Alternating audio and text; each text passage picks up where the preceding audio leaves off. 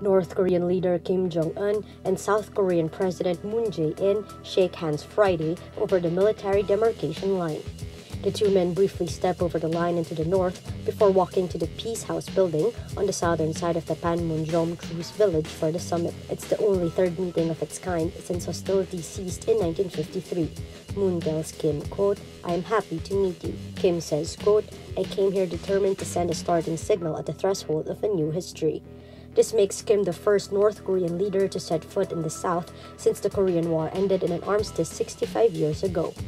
It is the highest level encounter yet in a whirlwind of nuclear diplomacy and is intended to pave the way for a much-anticipated encounter between Kim and United States President Donald Trump.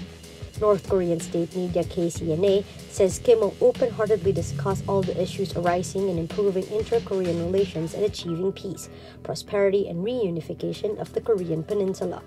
KCNA does not mention denuclearization, but the North's atomic arsenal will be high on the agenda.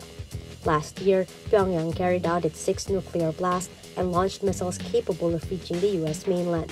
Its actions sent tensions soaring as Kim and Trump traded personal insults and threats of war. Moon seized on the South's Winter Olympics as an opportunity to broker dialogue between them.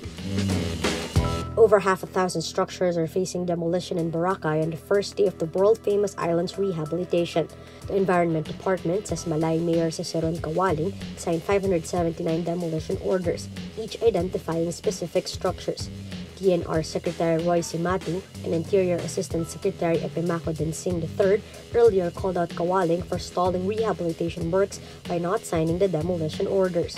President Rodrigo Duterte, who called Boracay a cesspool, ordered the island's closure due to environmental degradation. He signed a proclamation of a state of calamity on Thursday, covering the three barangays of Yapak, Balabag, and Manok-Manok. The Philippine economy is estimated to lose up to 1.96 billion pesos due to Boracay's closure. United States television icon Bill Cosby is convicted of sexual assault Thursday, capping his fall from grace and offering vindication to scores of women who accused him of abuses. Cosby, once believed as America's dad, risks spending the rest of his life behind bars when he is sentenced for drugging and molesting Andrea Constant at his Philadelphia mansion in January 2004. His lawyer immediately vowed to appeal. Cosby's first trial ended last June with a hung jury, deadlocked after 52 hours of deliberations. But a new sequestered panel, which deliberated for more than 14 hours over 2 days, finds him guilty on all three counts of aggravated indecent assault.